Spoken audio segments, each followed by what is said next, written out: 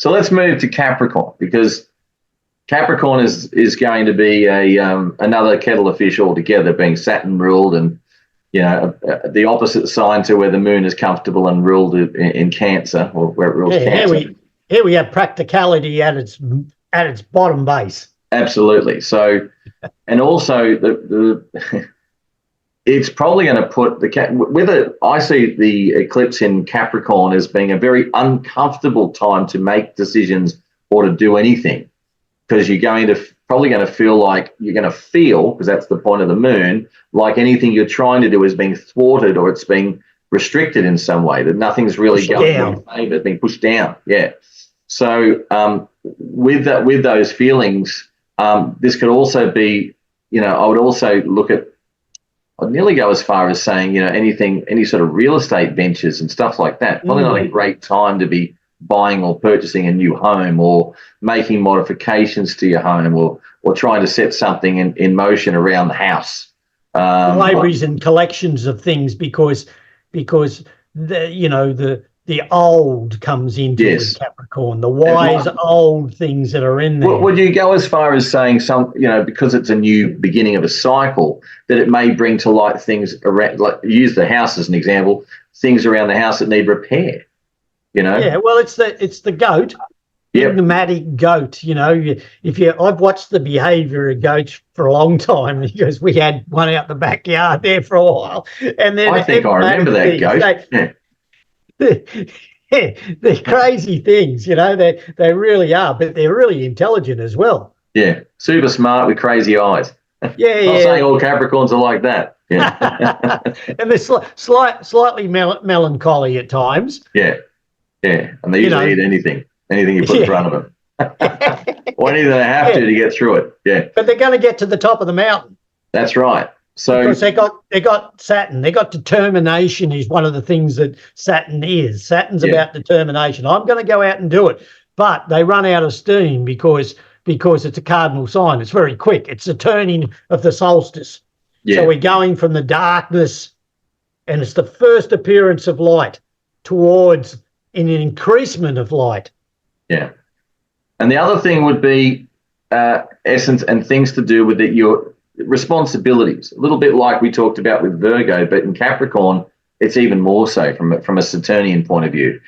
The other thing, with an eclipse in Capricorn, it may be an area of your life where certain responsibilities or things that you have been involved with for a longer period of time are coming around to be reviewed, or I can't even say reviewed, it's not really the word I'm looking for. What would it be?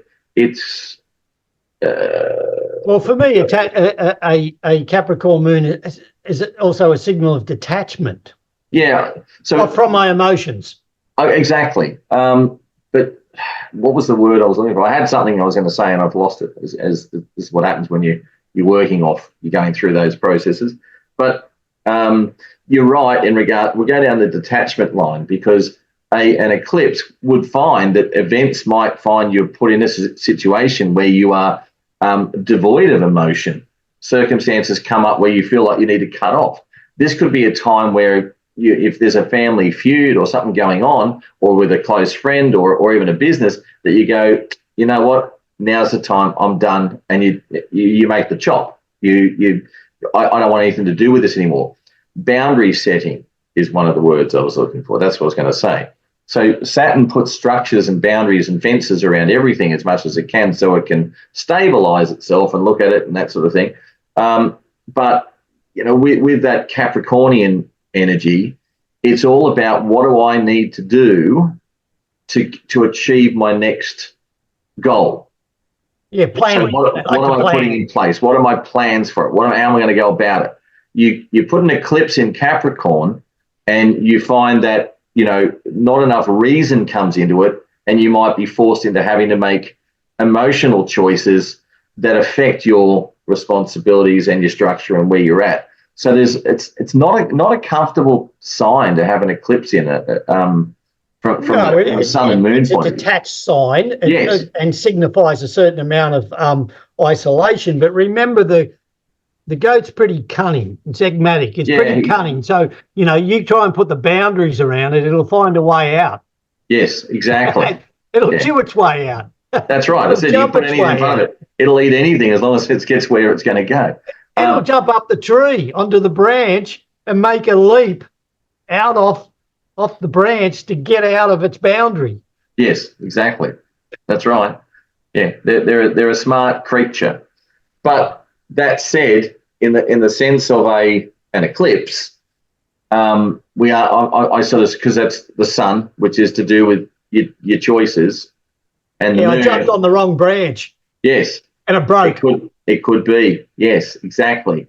I just see that some of the choices you might be making during an eclipse in Capricorn could lead to the wrong direction or not the path you thought it was going to be, and maybe you're best not to try and get carried away with emotional choices that you're being forced into. And the other thing, big thing with Saturn and Capricorn is all about time. Timing is everything. So just being able to give it the time it needs before you move forward. Patience. Yes, patience.